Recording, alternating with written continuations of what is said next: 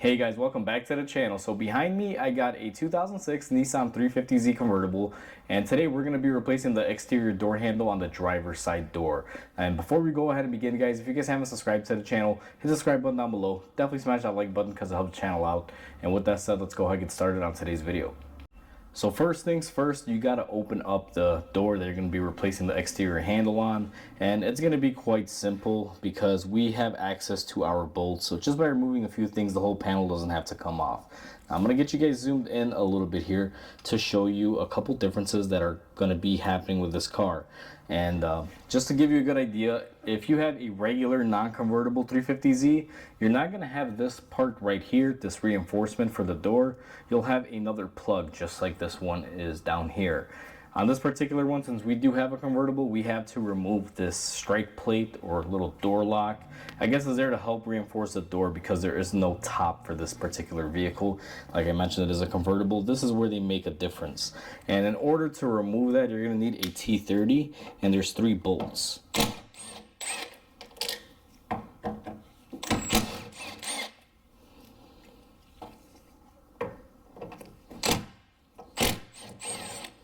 And just like that, when we have our 3 bolts removed, we're going to come in here and just get this whole piece off. And you guys will notice that this is just one big metallic piece. Only goes in one way, so you really don't have to stress out too much when you take it off. It only goes on a particular way, and it'll self-center. Now here you guys can see we have access, and there is a shiny bolt in there. And our second bolt that we're going to need to remove is going to be right down here. We're going to remove this body plug just like that, nice and gently. I'm just using my pocket knife. And then in here we should also have another 10mm bolt that we should have access to. I'm going to go ahead and grab some tools and grab the camera, and I'll show you guys. So you guys can see one bolt right there, and a little bit deeper recessed in here. It's kind of difficult to show you unless I somewhat zoom it in like that. You guys will probably see that there is the other bolt in there. And what I'm going to do is go ahead and take out the first 10mm. And be very careful with these bolts. You don't want to drop them inside the door, otherwise you have to remove the whole door card. So as soon as I remove them, I use a magnet and I just get them out of there nice and easy. If you have a magnetic socket, that would probably be more appropriate for this job. But however you want to do it, you know, it should work. Just grab something with a magnet. Now this other one here is going to be a little tricky. So I will loosen it and then tighten it back up just a little bit. Go in there with my magnet and just loosen it out, the half a thread that I tightened it. That's a little trick that I've learned. If you remove the bolt all the way, just run it a half a turn, go in there with your magnet, and this can spin it off, and you can get your bolt off without dropping it inside of the door or the body. Now I'm going to have to switch up the position. We're going to be on the outside, and I'll show you guys the rest of the process. Now that we have our camera in the correct position, you should be able to come out here and get this door handle off. Now sometimes it will require a little bit of finessing because you will have to lift up on the handle as you pull it out, but you should be able to just go ahead and get it off just like that. Now there's going to be a few clips here that I'm going to have to undo while I'm in here, and I'll have to show you guys after the fact because it's not going to be the easiest. So let me see if I can get the camera set up, kind of give you guys a little tutorial. Now on mine, the reason why it broke is because the assembly that when you pull the latch on, it basically just broke out of there, and I'll show you guys in this next clip once I get you into position. So right here is the piece that is broken. When you pull the handle, that is what typically will pull on the cord and release it. And down here we have our keyhole, which is connected to another rod.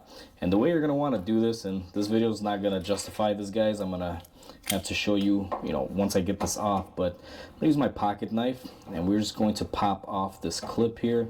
It has a little holder, it's kind of like a finger, and that should pop off just like that. And one thing that we have to do here now, because I'm not going to be disconnecting this, we're going to have to remove our lock assembly, and we're going to be using a 10mm to remove that. And that should come off without a hitch, just like that. Now this car's been in a body shop before. The reason why I can tell is there's supposed to be another bolt here. Someone obviously didn't put it back in. Very common for them to do little things like that. I'm not gonna say that all body shops do this, guys, but a good majority, you'll find small issues like this. And now what I'm gonna do on this one is the same thing. Now this rod is a little bit tighter, and you gotta be very careful here. As you guys saw, that spring just popped off. Let me see if I can get this clip to pop. These clips are usually pretty easy. They can be brittle over time, so you want to be careful not to go nuts with them and break them. But I believe we got ours here, and I think the new one does come with new clips either way. So now we got all the pieces off that we need to get off. Let's go ahead and show you guys what broke. Now we have our pieces next to each other. Here is our old one. You guys can easily tell right there, the center of it cracked. That is where this little barrel, I guess you can say, is held into place, keeping everything together. Over time, it just gives out and it broke. And you guys can see on our new one, everything is latching perfectly. It's nice and easy. Now, new door handles, you will get this yellow clip for the rod that is for the actual actuation of the door lock. But the one that's on the keyhole will stay. You have to reuse that other one. And the way these little clips work, if you guys will look at it here, the rod will go in it, and then once the rod is in it, this design, you guys will see, rod goes in there, it's like an L shape, and then you just clip this over, and it has this little clip hook on there that'll basically attach itself and lock this whole assembly into place. That's how these generally work. Now on these, since it's a new piece, you guys can see this new piece is kind of cheaply made. I usually look at the original one, and they both feel about the same. So, they're both cheaply made. What I'll say sometimes is if you get an aftermarket part, look at these little retainers, and if your factory ones are a lot stronger, use your factory ones, just swap them out. Just because it's new doesn't mean it's great. Sometimes you can run into small little issues, so just be mindful of that.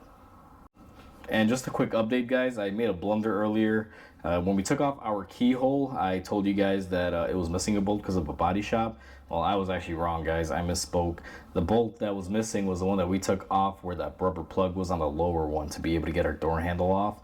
I guess Nissan is using it as a double duty bolt, so that's why we only had one on there. So be mindful of that when you're doing it.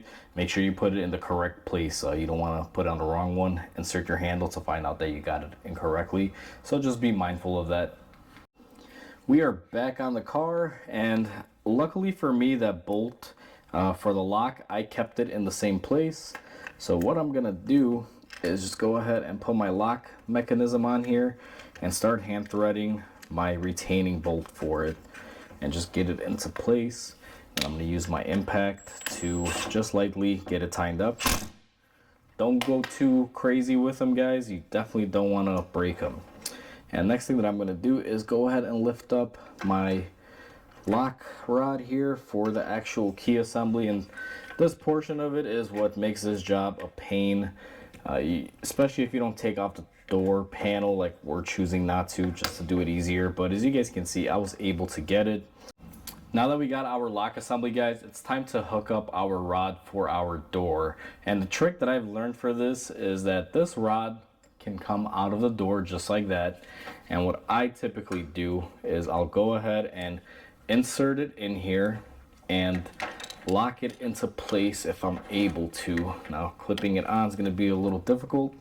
And inside of the door, and there's no way I can show you guys this, but there is a special little blue tab where it goes into. And what I'm going to do is just line it up and put it in there, which we just did just like that.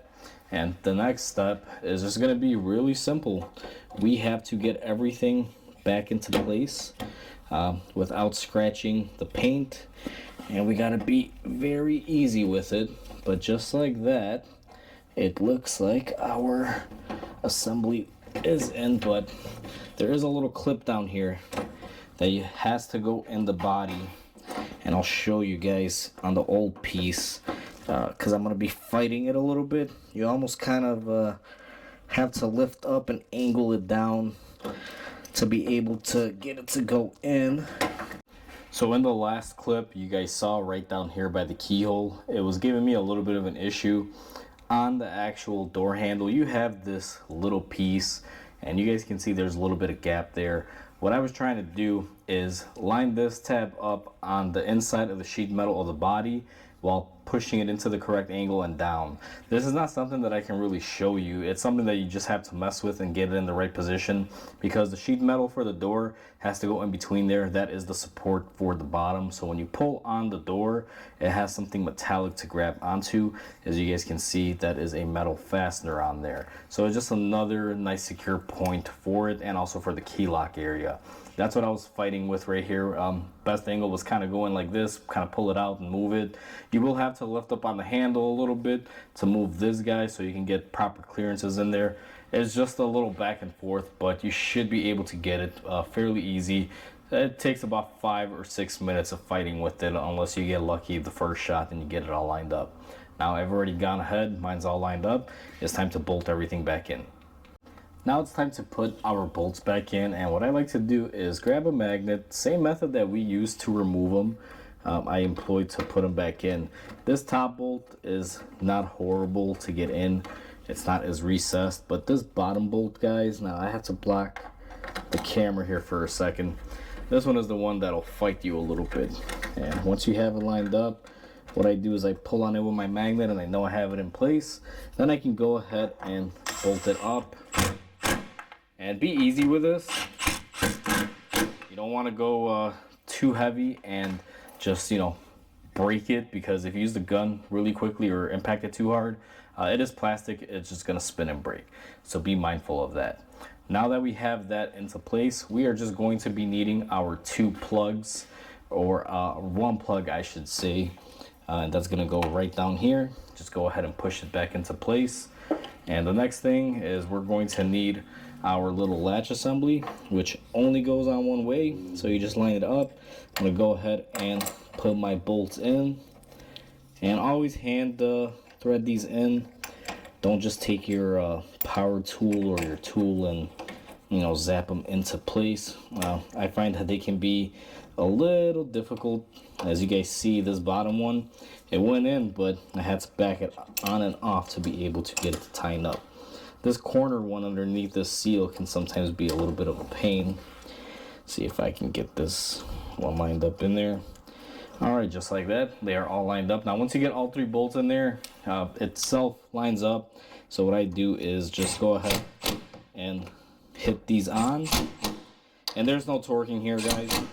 We just put them on there and tighten them up just like that. Now that we have that, we can go ahead and test our door to see if it works.